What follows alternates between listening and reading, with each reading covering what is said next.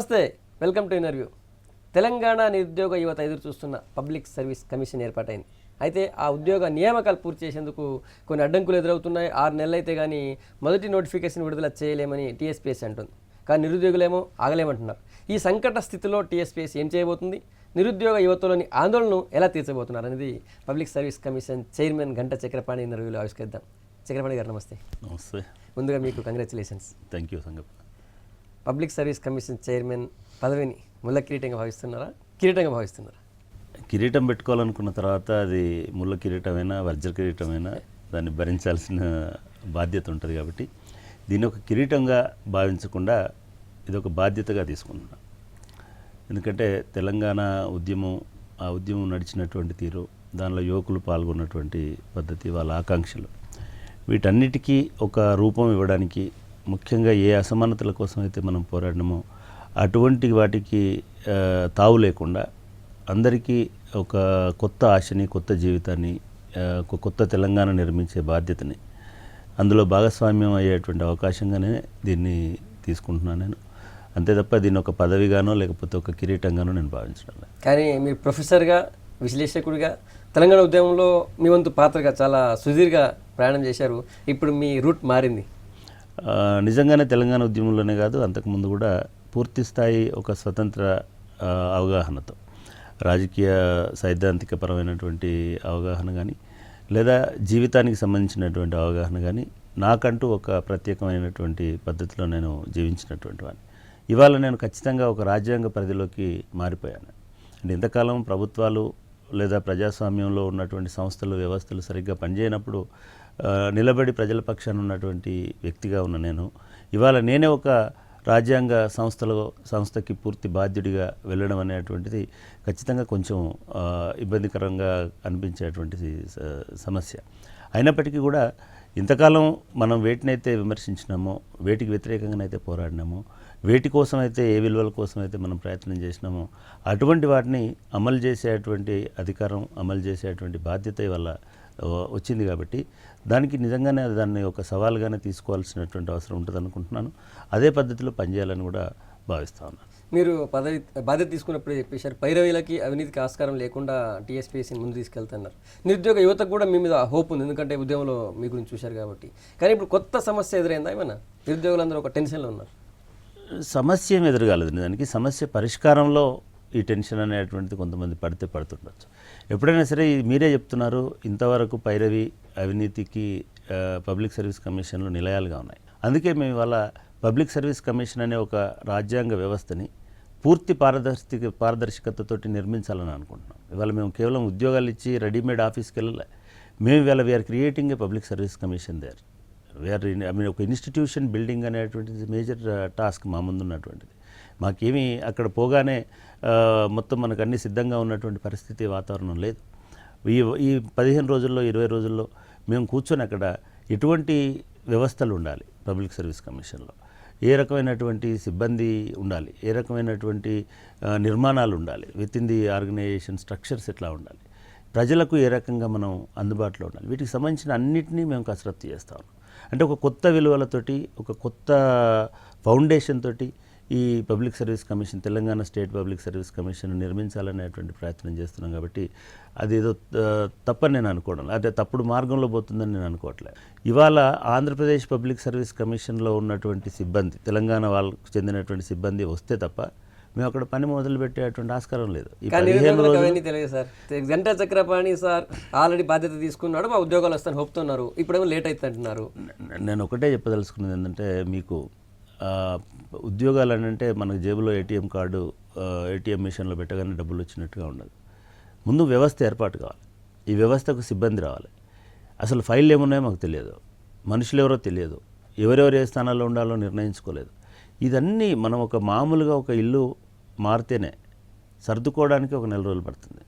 అటువంటిది మేము ఇప్పుడు మారలేదు. మేము ఒక దాని నుంచి ఇంకో దానికి పోలేదు, ఒక కొత్త ఇల్లు కడుతున్నాం, ఒక కొత్త పబ్లిక్ సర్వీస్ కమిషన్ అనేటువంటి వ్యవస్థ నిర్మిస్తున్నాం. దానికి కొంతకాలం పడుతుంది. కొంతకాలం పట్టినా సరే మాకు సిబ్బంది రాగానే మాకు ఏ ఉద్యోగాలకు సంబంధించి ఏం జరుగుతుందనే తెలుస్తుంది. మొదటిది, చాలామందికి ఒక అపోహ ఉందంటే పబ్లిక్ సర్వీస్ కమిషన్ అంటే ఉద్యోగాలు ఇస్తుంది. అది చాలా పొరపాటు. పబ్లిక్ సర్వీస్ కమిషన్ ప్రభుత్వం ఇచ్చినటువంటి వివరాల ప్రకారం, ప్రభుత్వం అందజేసిన ఇండెంట్ల ప్రకారం, ప్రభుత్వం ఇచ్చే ప్రతిపాదనల ప్రకారం ఉద్యోగులను నియమిస్తుంది. ప్రభుత్వం ప్రతిపాదనలు ప్రభుత్వం నుంచి అందనప్పుడు పబ్లిక్ సర్వీస్ కమిషన్ కూడా ఏం చేయడానికి ఉండదు. ఇవాల్టి వరకు నిజానికి ప్రభుత్వానికి ఉండే సమస్యలు చాలా ఉన్నాయి. మనకు సిబ్బందికి సంబంధించిన సమస్యలు ముఖ్యంగా రాష్ట్రాన్ని ఇచ్చినారు, రాష్ట్రానికి ఒక ప్రభుత్వాన్ని ఇచ్చినారు, రాజకీయ వ్యవస్థను ఇచ్చినారు. కానీ ఇవాల్టి వరకు కేంద్రం నుంచి కానీ కమల్నాథన్ కమిషన్ నుంచి కానీ స్పష్టంగా ఇది మీ ఉద్యోగుల విభజన అనేటువంటి వివరాలు రాలేదు. ఆ వివరాలు ఇంకా మార్చి వరకు వస్తాయని కమల్నాథన్ కమిటీ సంబంధించినటువంటి వాళ్ళు చెప్తున్నారు. మార్చి వరకు వివరాలు వస్తాయి, ఏప్రిల్ మేలో పూర్తిగా సర్దుబాటు జరుగుతుంది, ఇటు వెళ్ళాల్సిన వాళ్ళు ఇటు వెళ్తారు, అటు వెళ్ళాల్సిన వాళ్ళు అటు వెళ్తారు అనేటువంటి మాటలు చెప్తున్నారు. ఇవన్నీ రాకుండానే ఉద్యోగుల లెక్కలు ఎవరు వేసినారు అనేటువంటిది ప్రధానమైనటువంటి సమస్య. అసలు ఎవరు వేస్తారు వీటిని, ఈ అంచనాలు ఎట్లా ఉంటాయి అనేటువంటి ప్రధానమైన సమస్య. అయితే ఇవన్నీ అయిపోయేంత వరకు రావా అంటే గ్రూప్ 1, గ్రూప్ 2 మీరు ఇందాక మీ ఇంట్రోలో 6 నెలల వరకు అనే మాట మాట్లాడినారు. 6 నెలల వరకు అసలే ఉద్యోగాలు రావా అని అంటే అట్లాంటి వాతావరణం ఉండకపోవచ్చు. 6 నెలల వరకు చాలామంది చూస్తున్న గ్రూప్ 1, గ్రూప్ 2 రాకపోవచ్చు అని మాత్రమే చెప్తున్నాను నేను. ఎందుకు రాకపోవచ్చు అని అంటున్నానంటే ఈ కమల్నాథన్ కమిటీ లెక్కలు రావాలి, జోనల్ విభజనకు సంబంధించిన క్లారిటీ రావాలి, ప్రెసిడెన్షియల్ ఆర్డర్ ఉందా లేదా తేలాలి, లోకల్ నాన్ లోకల్ అనేది ఉంటుందా ఉండదా అని ఇవన్నీ ప్రభుత్వం ఉత్తర్వులు ఒక పెద్ద కసరత్తు చేసి ఒక విధి విధానాలను ప్రభుత్వం రూపొందించాల్సిన అవసరం ఉంటుంది. దానికి కొంత టైం పట్టవచ్చు. సో వీటికి సంబంధించినటువంటి ఉద్యోగాలు మాత్రం ఇప్పట్లో వచ్చేటువంటి అవకాశం కనిపించడం లేదు. మిగతా ఉద్యోగాలు ఇవాళ కొన్ని ఉద్యోగాల గురించి చెప్తుంది గవర్నమెంట్. వాటర్ గ్రిడ్లో కొన్ని ఉద్యోగాలు ఉన్నాయంటుంది, లేదా ఎవరో స్టేట్మెంట్ ఇచ్చినారు, మంత్రి గారు ఇచ్చినట్టున్నారు, లేకపోతే మిగతా వాళ్ళు టీచర్స్ ఇస్తున్నారు, డిఎస్సి లాంటివి కండక్ట్ చేయమని అడుగుతున్నారు. అయితే మమ్మల్ని అడిగితే ఉపయోగం లేదు. డిఎస్సి కండక్ట్ చేయండి మాకు విజ్ఞాపన ఇస్తున్నారు, మేము ఎట్లా కండక్ట్ చేస్తాం? మమ్మల్ని కండక్ట్ చేయమని ప్రభుత్వం ఉద్యోగాలు లేకపోతే మీ టీఎస్పీసీకి తాళం వేస్తామంటున్నారు, మీ ముందు ధర్నా చేస్తామంటున్నారు. ఆల్రెడీ ఆర్ కృష్ణ లాంటి వాళ్ళు ఇప్పటికే కాల్ కూడా ఇచ్చినట్టున్నారు. మేము ఇప్పుడు ఉద్యోగాలకు సంబంధించిన తాళం తెరిచే ప్రయత్నం చేస్తున్నాము. వాళ్ళు తాళం వేస్తామంటే మాకు అభ్యంతరం ఏం లేదు. మేము ఇంతకాలం తాళం వేసి ఉన్నటువంటి ఉద్యోగాల బీరువాని తెరవడానికి ప్రయత్నం చేస్తున్నాం టీఎస్పీఎస్సీ ఏర్పాటైన తర్వాత. సరే ఆర్ కృష్ణయ్య గారు చాలా పెద్ద నాయకుడు. ఈ 30-40 సంవత్సరాల్లో టీఎస్పీఎస్సీ పబ్లిక్ సర్వీస్ కమిషన్లో చాలా మందిని నియమించగలిగినాడు, ఉద్యమాలు చేసి చాలా రకాలైనటువంటి పోరాటాలు చేసినారు. వారి గురించి నేను తప్పుపట్టినాను, కానీ వారికి అవగాహన ఉందని నేను అనుకుంటున్నాను. ఆయన చదువుకున్నవాడు, మేధావి, విజ్ఞాని, శాసనసభ సభ్యుడు. ఎందుకని మా మీద దాడి చేస్తున్నాడో నాకైతే అర్థం కాలేదు. అది నిజంగా కూడా చాలా దురదృష్టకరం. అటువంటి దాడి అవసరం లేదు. మీరు నిజంగానే ఒక శాసనసభ్యుడిగా ఉన్నారు, ప్రభుత్వం దగ్గర కూర్చోండి. లేదు మీరు తెలుగుదేశం పార్టీలో ఉన్నారు, వేగవంతం చేయమని చెప్పండి మీ కమల్నాథన్ కమిటీని. ఒక మేమే కాదండి, ఆంధ్రప్రదేశ్ పబ్లిక్ సర్వీస్ కమిషన్ ఏర్పాటై సపరేట్గా ఆంధ్ర పబ్లిక్ సర్వీస్ కమిషన్ మొదటి నుంచి కొనసాగుతుంది. 6 నెలలుగా పనిచేస్తుంది. చైర్మన్ ఉన్నాడు, మెంబర్స్ ఉన్నారు, సభ్యులు ఉన్నారు, అందరు ఉన్నారు. ఈ 7 నెలల్లో ఒక్క నోటిఫికేషన్ కూడా వాళ్ళు ఇవ్వలేదు. మేము వచ్చి 2 వారాలు కూడా కాలే, మేము నోటిఫికేషన్ ఇవ్వాలని చెప్పడంలో అర్థం లేదు. దాన్ని కూడా అర్థం చేసుకోవాలి మనం. ఎందుకు లేదు ఏపీపీఎస్సీ కానీ టీఎస్పీఎస్సీ కానీ వాళ్ళు నోటిఫికేషన్లు ఎందుకు ఇవ్వలేకపోతున్నారంటే వాళ్ళకి ఆయా ప్రభుత్వాల నుంచి రాలేదు. ఆయా ప్రభుత్వాలు ఎందుకు పంపట్లేదు వాటిని అని అంటే వాళ్ళకు ప్రతిబంధకాలు ఉన్నాయి. ఎవరి ఉద్యోగులు ఎంతమందో ఇంకా బదిలీ కాలేదు. వర్క్ టు సర్వ్ ఆర్డర్ల మీద పనిచేస్తున్నారు. తెలంగాణ వాళ్ళు ఆంధ్రలో పనిచేస్తున్నారు, ఆంధ్ర వాళ్ళు తెలంగాణలో పనిచేస్తున్నారు. టీఎస్పీఎస్సీలో కూడా ఉద్యోగులు లేరు అంటారు, వేరే వాళ్ళకి ఉద్యోగాలు. టీఎస్సీ ఎగ్జాక్ట్లీ టీఎస్పీఎస్సీకి వాళ్ళ ఆంధ్రప్రదేశ్ పబ్లిక్ సర్వీస్ కమిషన్ 420 మంది ఉద్యోగులతో పనిచేస్తుంది, 440 మందితో పనిచేస్తుంది. ఈ 440 మందిలో 121 మంది మాత్రమే తెలంగాణ వాళ్ళు. వాళ్ళని మేము మన తెలంగాణ ప్రభుత్వం మా ప్రతిపాదనని అనుసరించి వాళ్ళని మాకు బదిలీ చేస్తూ జివో ఇచ్చింది. నిన్ననే జివో జారీ చేసింది. వాళ్ళని ఇంకా రిలీవ్ చేయలేదు. వాళ్ళు ఇంకా ఆంధ్రప్రదేశ్ పబ్లిక్ సర్వీస్ కమిషన్లోనే ఉన్నారు. పోనీ 121 మందితో మేము పని చేయగలుగుతామా అంటే మాకు కూడా నిజానికి 440 మంది కావాలి. ఈ 121 మందిలో ఎవరున్నారు? 40 మంది అటెండర్లు ఉన్నారు. తెలంగాణ వాళ్ళు 40 మంది అటెండర్లు ఉన్నారు.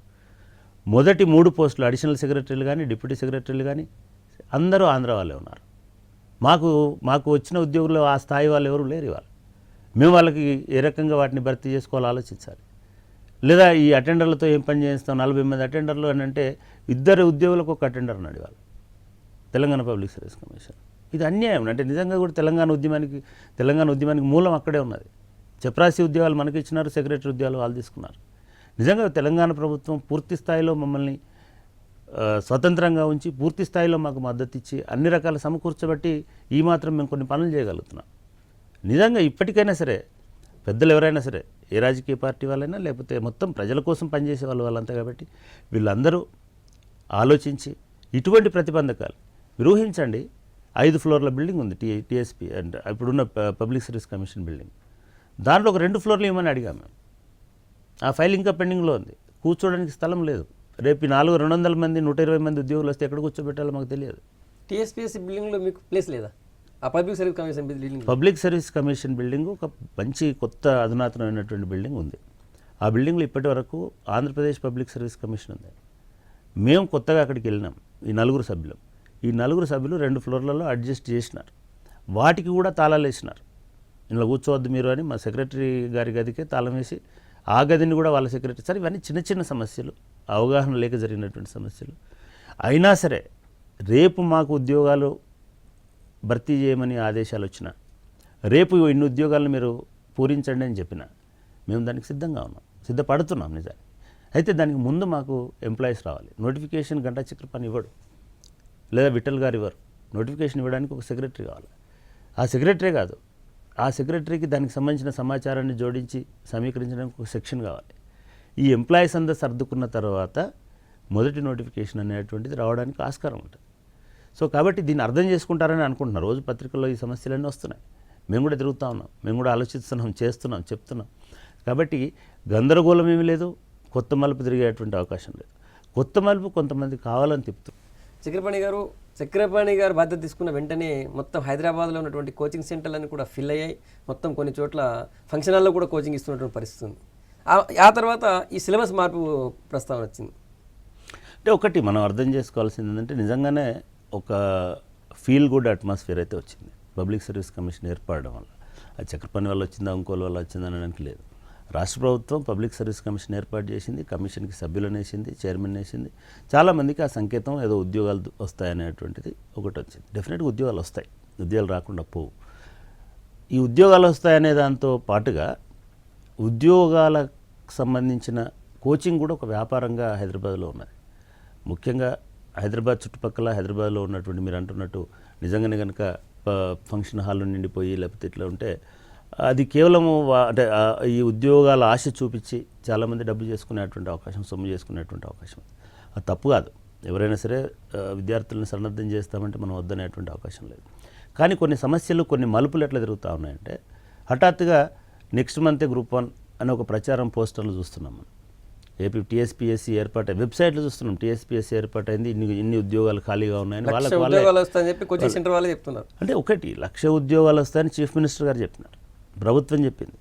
1,00,000 ఉద్యోగాలు ఈ 5 సంవత్సరాలున్నా 3 సంవత్సరాలున్నా ఈ విభజన సమస్యలు సెటిల్ అయినాకన రకరకాలు ఉంటాయి. ఎవరిని ఊహించినారా వాటర్ గ్రిడ్లో 1,400 ఉద్యోగాలు, 2,000 ఉద్యోగాలు, 14,000 ఉద్యోగాలు వస్తాయని?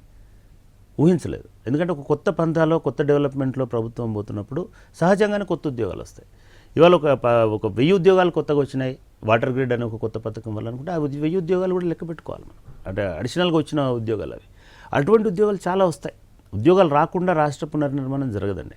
నేను విద్యార్థులకు విజ్ఞప్తి చేసేది, లేదా ఉద్యోగాల కోసం ఎదురుస్తున్న నిరుద్యోగులకు విజ్ఞప్తి చేసేది ఒకటే. పబ్లిక్ సర్వీస్ కమిషన్ చాలా పారదర్శకంగా మీకు ఎప్పుడు ఏ ఉద్యోగాలు వస్తాయో చెప్తుంది. ఇది ఎప్పుడు చెప్తుంది? ప్రభుత్వం మాకు ఉద్యోగ సమాచారం ఇచ్చిన వెంటనే అది మీ దృష్టికి తీసుకొస్తాం.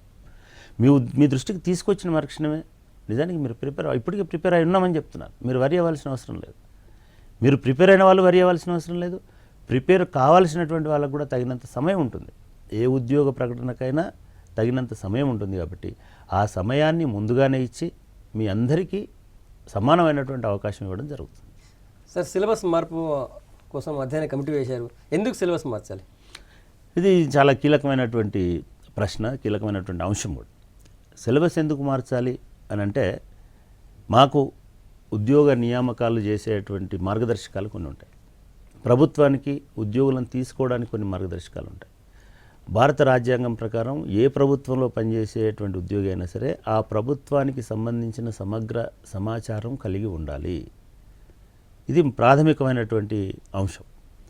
మీరు కేంద్ర ప్రభుత్వంలో నియమిస్తున్న ఉద్యోగాలైనా సరే, రాష్ట్ర ప్రభుత్వంలో చేస్తున్న ఉద్యోగాలైనా సరే, ఆ పరిజ్ఞానాన్ని పరిశీలించే విధంగానే తీసుకుంటారు. మేము ఈ ఉద్యోగాలకు సంబంధించి ప్రిపరేటరీ ఇవి కసరత్తు అనేది ఉంటుంది కదా, దానికి సంబంధించిన మొత్తం చూసుకునేటప్పుడు దాదాపు అన్ని రాష్ట్ర ప్రభుత్వాలకు సంబంధించినటువంటి ఉద్యోగ నియామక విధానం ఏమిటి అనేది చూసినాం. అన్ని రాష్ట్ర ప్రభుత్వాలు ఆ ప్రభుత్వంలో చేరేటువంటి ఉద్యోగులకు ఆ రాష్ట్రానికి సంబంధించిన అవగాహన ఏ మేరకు ఉన్నదనేది పరిశీలిస్తున్నారు. అట్లాగే ఆంధ్రప్రదేశ్ ఇంతకుముందున్న ఆంధ్రప్రదేశ్ కూడా గత ఏడాది వరకు ఉన్నటువంటి ఆంధ్రప్రదేశ్లో కూడా ఏపీపీఎస్సీ ద్వారా ఆంధ్రప్రదేశ్కి సంబంధించినటువంటి అవగాహనని పరీక్షిస్తున్నారు. గ్రూప్ 1లో దాదాపుగా 200 మార్కులకు సరిపడా ఆంధ్రప్రదేశ్కి సంబంధించినటువంటి అంశాలు ఉన్నాయి. ఇవాళ తెలంగాణ ఏర్పడింది, రాజ్యాంగం ప్రకారం చట్టం ప్రకారం 2 రాష్ట్రాలు వేరైనాయి, 2 ప్రభుత్వాలు వేరైనాయి, 2 ప్రభుత్వాలు వాటి వాటి ప్రణాళికలను ప్రకటించుకున్నాయి. ఇప్పుడు ఉద్యోగులను నియమించే పనిలో తెలంగాణ ప్రభుత్వం ఉన్నది. తెలంగాణ ప్రభుత్వం ఏం కోరుకుంటుంది? తను చేయబోయే పునర్నిర్మాణ కార్యక్రమం, తన కార్యకలాపాలు ప్రభుత్వం నడిపించడానికి ఒక ఉన్నతమైనటువంటి అభ్యర్థులు మాకు కావాలి అని మాకు చెప్తుంది. మేము మాకున్నటువంటి మార్గదర్శకాల ప్రకారం, రెగ్యులేషన్స్ ప్రకారం, రిక్రూట్మెంట్ రూల్స్ ప్రకారం ఈ రాష్ట్రానికి అవసరమైనటువంటి వాళ్ళకి ఏ పరిజ్ఞానం ఉండాలి అనేది మేము ఒకటి నిర్ధారిస్తాం. దాన్ని ప్రభుత్వానికి నివేదిస్తాం. ప్రభుత్వం ఒక జీవో ద్వారా మాకు ఈ పరిజ్ఞానం అవసరం ఉన్న వాళ్ళు కావాలనేది మేము చెప్పినటువంటి అంశాలని వాళ్ళు నిర్ధారిస్తూ ఒక జీవో ఉత్తర్వులు జారీ చేస్తారు.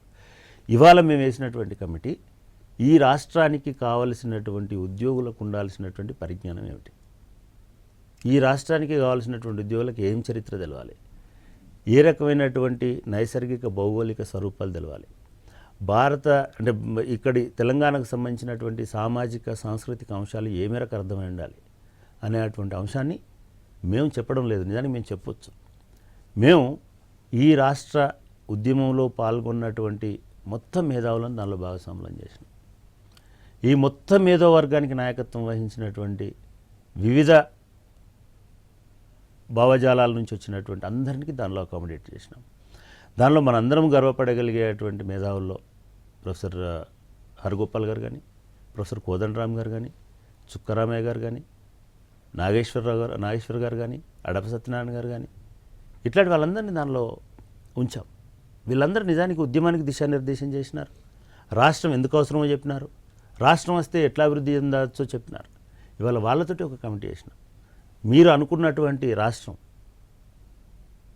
తయారు కావడానికి, అటువంటి రాష్ట్ర పునర్నిర్మాణానికి ఎటువంటి అధికారులు కావాలో మీరే చెప్పండి అని అడిగాను. ఇవాళ వాళ్ళు ఆ పనిలో ఉన్నారు. వాళ్ళే సిలబస్ చెప్తారు, సిలబస్ చెప్పడానికి కూడా మార్గదర్శకత్వం వహిస్తారు, పరీక్ష ఎట్లా ఉండాలో చెప్తారు, ఏ సిలబస్ పెట్టాలో చెప్తారు. ఇదొకటి.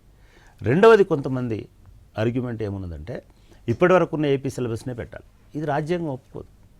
ఒక స్టేట్లో పనిచేసేవాడికి ఇంకో స్టేట్ సిలబస్లో పరీక్ష పెట్టలేము. ఇవాళ వేరే స్టేట్స్ అయినా మనం ఏమంటే ఫస్ట్ క్లాస్ నుంచి పీజీ దాకా చదువుకున్నటువంటి సిలబస్ని సడన్గా మార్చేస్తే 3-4 నెలల్లో వాళ్ళు ఎట్లా రెడీ అవుతారు, అంటారు. వీళ్ళు వాళ్ళకి అర్థం కాక ఈ మాట అంటున్నారు. సిలబస్లో ఆంధ్రప్రదేశ్కి సంబంధించినటువంటి అంశాలు ఉంటాయి. ఎప్పటి వరకు ఉంటాయి? ఆంధ్రప్రదేశ్ తెలంగాణ మీద ప్రభావితం చేసిన అంశాలు ఉన్నంత వరకు ఉంటాయి. మురళీధర్రావు కమిటీ ఎప్పుడు వచ్చిందని అడిగినారు అనుకోండి. మురళీధర్రావు కమిటీ ఒక ఆంధ్రప్రదేశ్కి రాలే, తెలంగాణ కూడా వచ్చింది. అటువంటి విషయాలను మేము మార్చలేము, నిపుణులు కూడా మార్చలేరు. కానీ దాంతో పాటుగా తెలంగాణ రిఫ్లెక్ట్ అవ్వాల్సిన అవసరం ఉన్నది. తెలంగాణ ఎందుకు వచ్చిందో, ఎందుకు రావాల్సి వచ్చిందో, ఆర్థిక అసమానతలు ఎట్లా ఉన్నాయో ఆంధ్రప్రదేశ్ బడ్జెట్లో, ఇవన్నిటికి సంబంధించినవి ఉండొచ్చు బహుశా. రెండవది, సిలబస్ కేజీ నుంచి పీజీ దాకా చదువుకున్న సిలబస్ ఉండదండి పరీక్షలో. మీరు గమనించాల్సిన విషయం. అంటే చదవని వాళ్ళు మాత్రమే ఇది మాట్లాడుతున్నారు. పోటీ పరీక్షలకు తయారవుతున్న వాళ్ళకి కన్ఫ్యూజన్ లేదు. పోటీ పరీక్షలు తయారవుతున్న వాళ్ళకి మౌలికంగా, స్థూలంగా భారతదేశ చరిత్ర తెలవాలి, భారత రాజకీయాలు కొద్దిగా గొప్ప తెలవాలి. మూడవది, భారత రాజ్యాంగం తెలవాలి. ఇది ఒక 3 భాగాలు జాతీయ అంశాలు తెలవాల్సిన అవసరం ఉంటుంది. రెండవ ప్రధానమైనటువంటి కీలకమైనటువంటి విషయం ఏంటంటే రాష్ట్రం తెలవాలి, రాష్ట్రం సరిహద్దులు తెలవాలి, రాష్ట్రం భూములు, నేలలు, రైతులు, ఆత్మహత్యలు, పంటలు, నీళ్లు, నిధులు, ఇవన్నీ తెలవాలి. వీటిని మార్చాల్సిన అవసరం ఉంటుంది. ఎందుకంటే అది రాష్ట్ర ప్రభుత్వం రేపు పోయి అక్కడ పనిచేయాలి. అడగలేమండి. మీరు తాండ్ర పాపారాయుడు గురించి ప్రశ్న అడగలేము.